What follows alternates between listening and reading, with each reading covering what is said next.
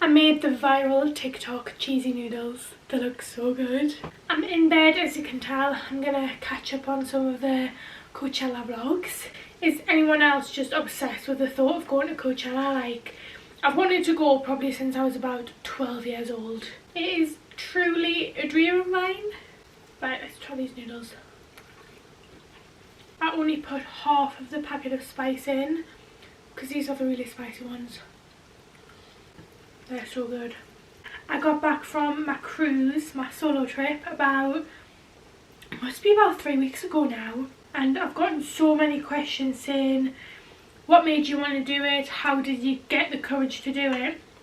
And you know what? I think I've built up to this because I've taken myself on coffee dates for years now by myself.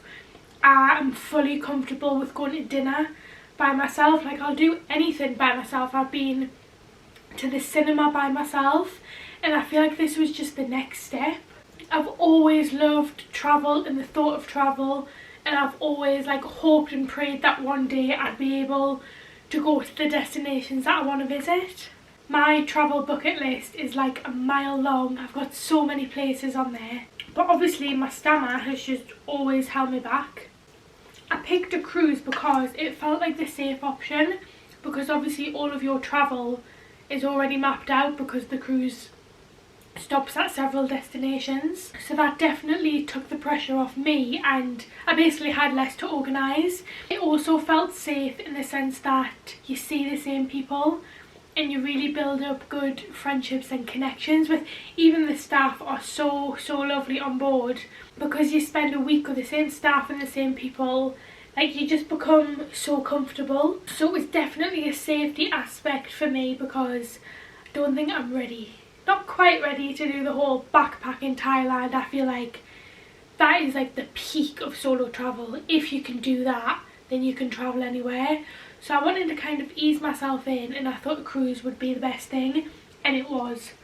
Cruise ships also seem to have a lot of solo travellers. There was events for solo travellers where we could meet one another, and I just thought that aspect of it was great. I flew to Athens and spent a night in Athens by myself, and that was probably one of the few moments where I felt a bit unsafe. And Athens seems like a great city. I didn't explore much of it personally, but I had to get in a taxi by myself. Actually no, I got a bus from the airport by myself, obviously.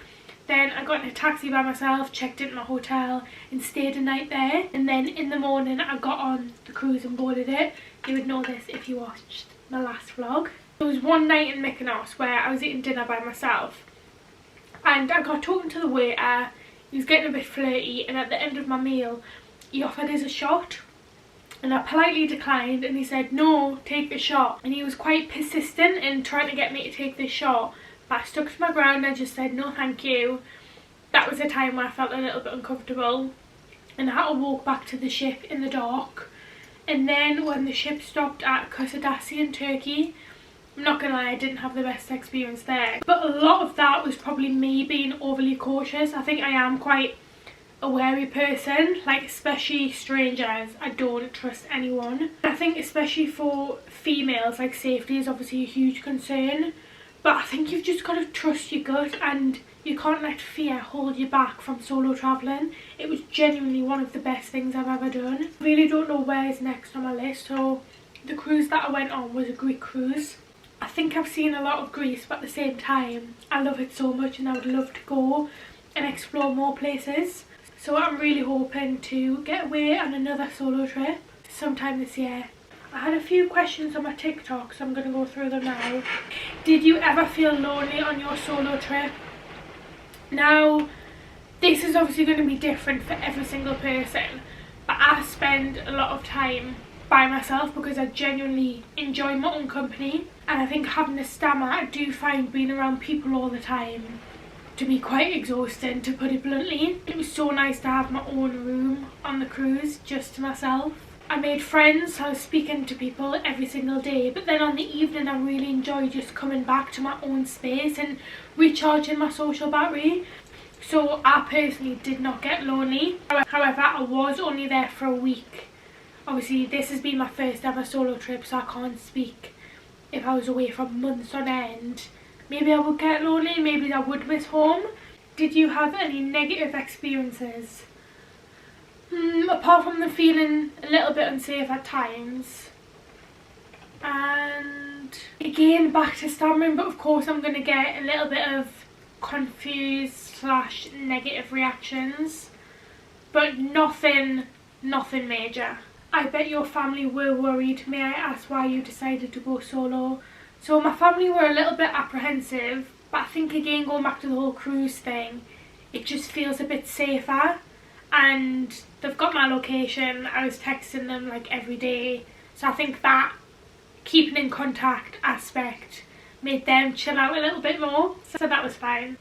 Also, I'm 26, like I am a grown woman, so even if they were worried sick, there's nothing that you can do. If you want to go and solo travel, you want to go and live your life, then nothing should hold you back. I honestly have had such nice feedback on these travel videos. You're an inspiration to those who stammer. Well done on your first solo trip. Honestly, thank you so bloody much. Like, that means the world. That really does. Have you got any tips on solo travelling? Okay, so obviously I'm a beginner, but the obvious ones are share your location at all times. Have a list of things that you want to do at that destination, because when we docked in Kusadasi, Turkey, I didn't really research it, and I didn't know what I was going to do there. So I kind of got off the ship and I was just walking around aimlessly, and it wasn't a good experience, I can't lie. Whereas when I went to Milos and Santorini, I booked excursions, so I was with a group and we got to see like the entire island within a day. So I'd highly recommend, even if you don't stick to the plan, just having a general list, bullet point, some notes about what you want to see and what there is to do and the locations. And apart from the excursions, I never had a strict itinerary, but if you've just got a couple of must-sees, then I think it really helps you to know what you're doing that day. Also, I did the same with my outfits, so I planned each outfit day by day, and that just saved me so much stress. But obviously that is going to be so personal to you as a person. If you're going to be doing a lot of it, I mean, you might want to invest in a good backpack, to be honest. I was going to say invest in a good suitcase, because I am an overpacker and I obviously took a suitcase. But if I was properly solo travelling, going to Thailand and whatnot, then I have to have a backpack. So just invest in luggage, get ones that have lifetime warranties, and then you're sorted for life. By the way, I've got the best packing list. I don't know if anyone will even be interested. It has got everything. You won't need to add anything else on this packing list. If I do say so myself, it is pretty good. I swear some people just don't understand solo travelling. Who was taking your pics? So I carried around this big tripod. Actually, I'm filming on it right now. It's like a floor one. It holds my camera, so it's like very sturdy. I was carrying that around the whole time. Or one of my friends who I met on the cruise took my Instagram pictures. Yeah, I got a few saying that I was lying about solo travelling because people would take my pictures. Like, these people do realise when you're travelling, you're going to make friends. I think that's the whole point of solo travelling, is yes, you're by yourself, but you're pushing out your comfort zones as well. And you are going to speak to people and meet new people. I'm so pleased that so many people can relate, even if they don't have a stammer themselves. I get a lot of comments with people who have social anxiety, for example, and I just hope this proves to them that they can do it too, because I truly believe if I can do it, then anyone can.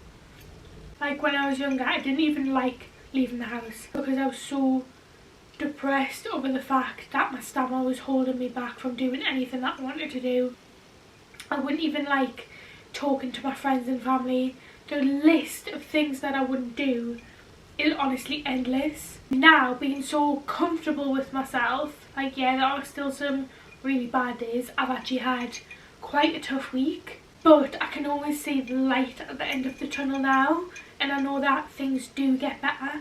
And I just cannot stress it enough that if you want something in life, you can go out and get it and you can achieve it. I remember being at rock bottom, and things aren't perfect now.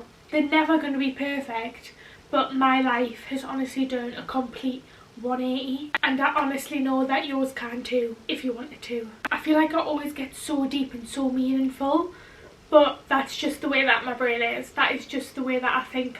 And everyone has got such a purpose on this planet. You all deserve just to realise what you're capable of. To others it might just seem like I went on a week cruise, wow, what's the big deal? But to me, like, that's everything. I have eaten all my noodles. They were 10 out of 10 by the way. I'm gonna continue with watching my YouTube videos. I hope that you're all having a lovely week and I'll speak to you soon.